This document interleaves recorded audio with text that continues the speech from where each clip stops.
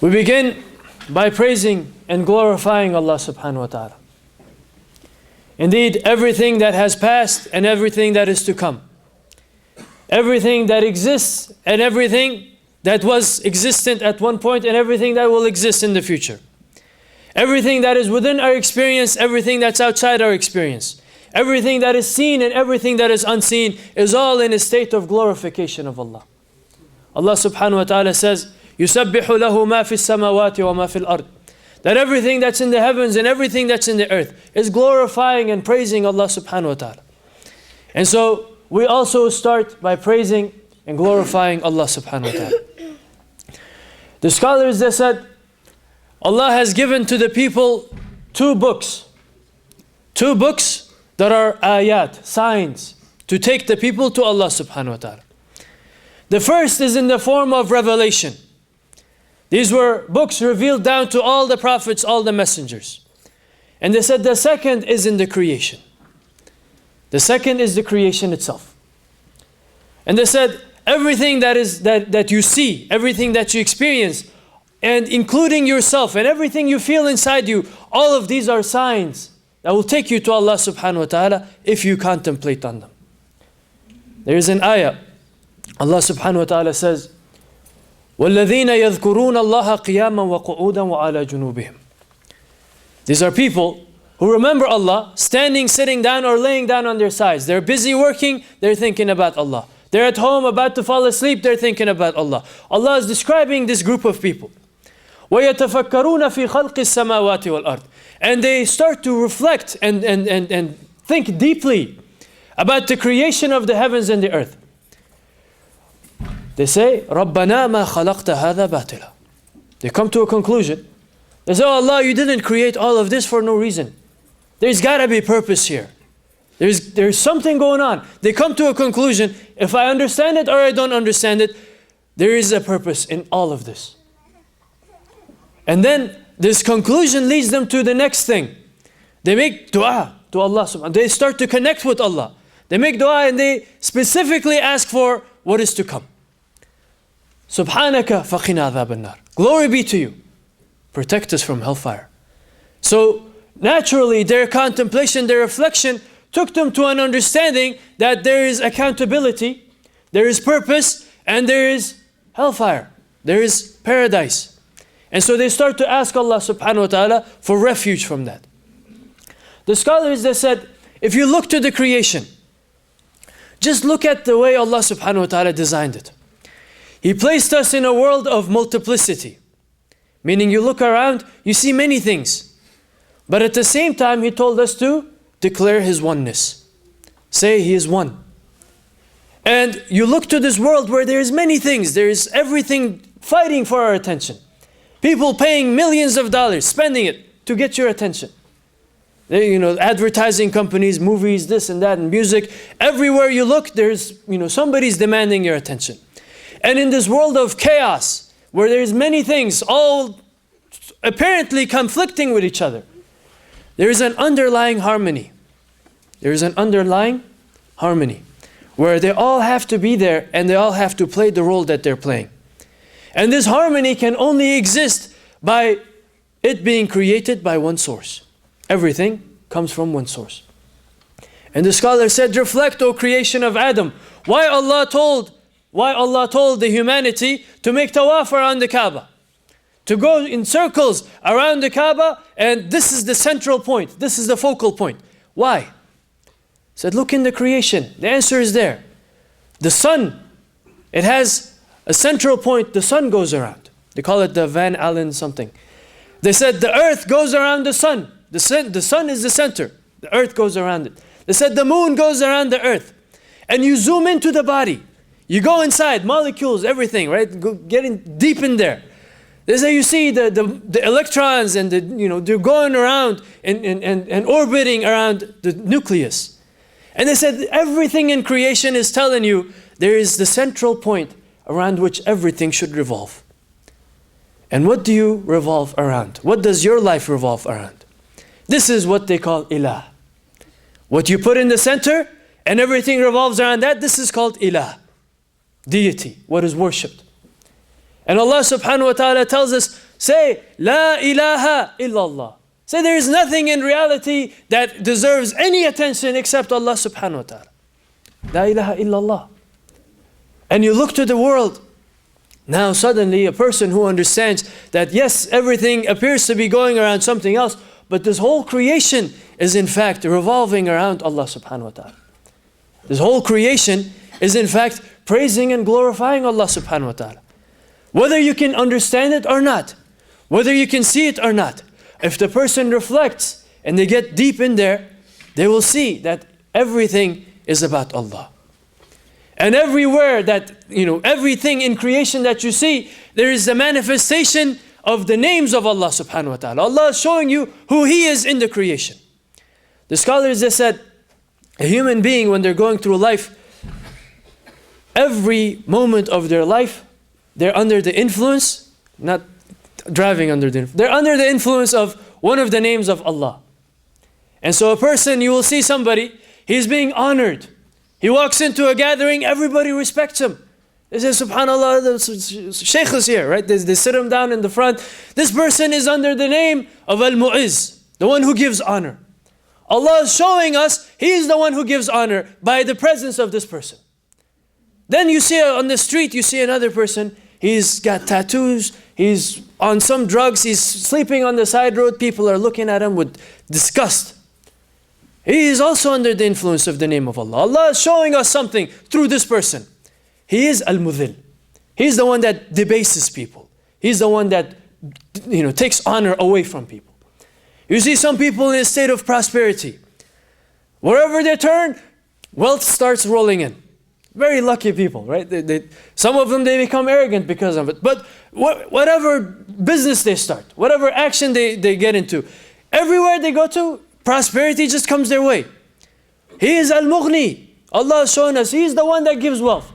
And then there is other poor people, mashallah, they try everything, nothing happens for them. Nothing works for them. They start a business, it collapses, bankrupt. They get into a company, start a pension plan, the company disappears. They go to the bank and the bank closes down. Right? Whatever they go, nothing works out for them. Allah subhanahu wa ta'ala is saying He's the one who gives, He's the one who takes away. He's the one who honors, He's the one who brings people low. And just within our own experience, the scholars, they said there's two names of Allah, Al-Basit and Al-Qabid. And so some people, they experience inshirah in their hearts, this expansion, bast they call it, the scholars. This state of bast is the state of happiness, joy. And on the other hand, the people are experiencing qabd, this tightness in the heart. Some people feel heavy in their hearts. They don't know what to do. Depression comes over. All these are signs from Allah to tell you who is Allah, to take you to Allah, to make you return to Allah. And so everywhere in the creation, Allah subhanahu wa ta'ala is manifesting His signs. And He's saying, سَنُرِيهِمْ آيَاتِنَا فِي الْآفَاقِ وَفِي أَنفُسِكُمْ. He will show you His signs. He will show them His signs in the horizons, in the world outside of you. وَفِي أَنفُسِكُمْ, and within yourselves. حَتَّى يَتَبَيَّنَ لَهُمْ, until it becomes absolutely clear. أَنَّهُ الْحَقِّ, that He is the truth. There is no truth except Allah subhanahu wa ta'ala. And so you look to the people, they're always hunting for something. There was an Afghan prince, a long time ago. He was out hunting deer. And he went hunting, and suddenly he realized he's hunting the wrong thing. And so he broke down, he started crying. He said, subhanallah, all my life I've been hunting after the wrong thing. I've been going after wrong things. So he made tawbah, and he came back to Allah subhanahu wa ta'ala. And because of this realization, Allah honored him and He elevated him. And so somebody came and asked him a question. He said, you've become such a wali of Allah, such a close friend of Allah. Now tell me, is this true? That a believer is the one, when he is tested, he's patient. And when he's blessed, he's grateful. The man, he looked at him and he said, dogs are like that too.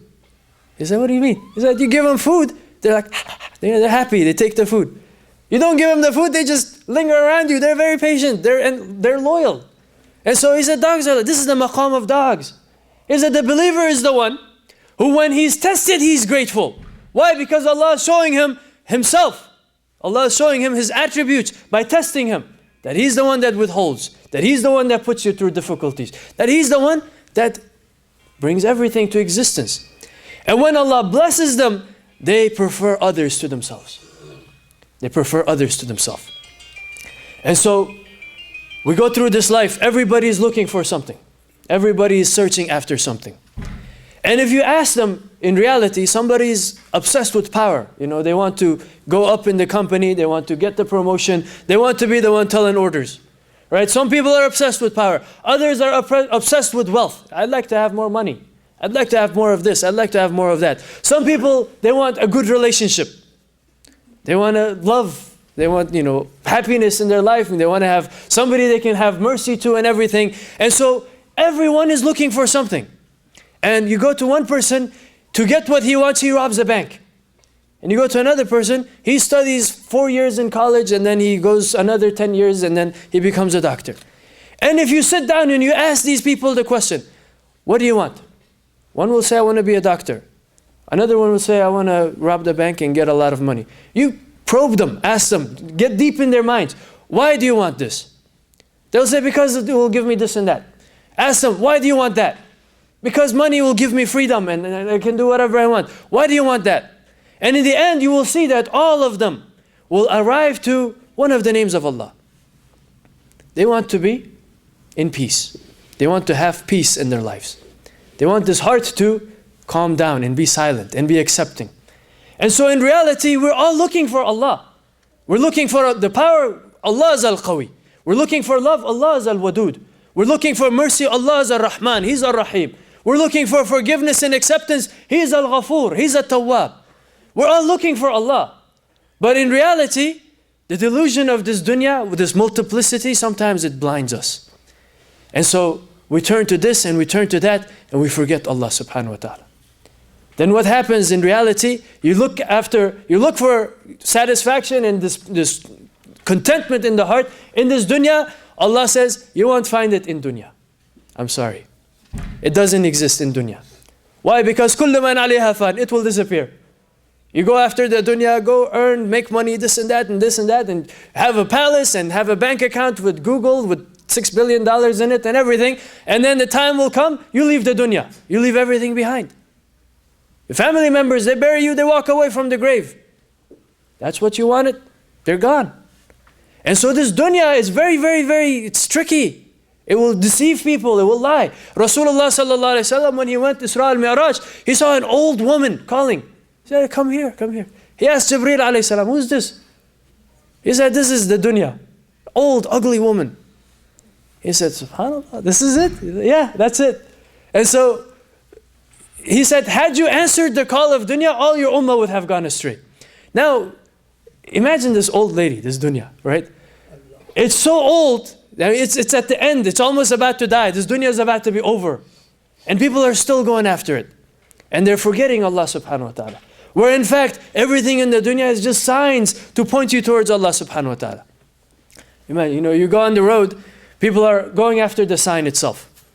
They rode to Mecca, they bring the sign home, they say, look, I got Mecca in my house. No, this is a sign, it's pointing you towards somewhere. And so when you look to the dunya, if you forget everything I said, look for the attributes of Allah. Look for the attributes of Allah. And they're severely limited here, but they'll point you in the right direction. And if you look for the attributes of Allah, inshaAllah, Allah will guide us to Himself. أقول قولي هذا أستغفر الله لي ولكم فاستغفروه إنه هو الغفور الرحيم.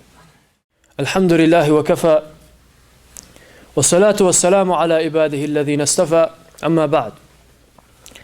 Now, we live in a time whenever we apply for a job or wherever, we try to buy something, we look for the benefits. What's the benefit in this? What's the benefit of worshiping Allah? What's the benefit of His oneness? The scholars, they said, if you look to human being, the only time they go through suffering and turmoil is when they're divided. The only time there's war is when there's two people fighting, two tribes or two nations. The only time there is conflict within the human being is when his submission is to more than one. So on one hand, he wants to drink alcohol. On the other hand, he wants to obey Allah.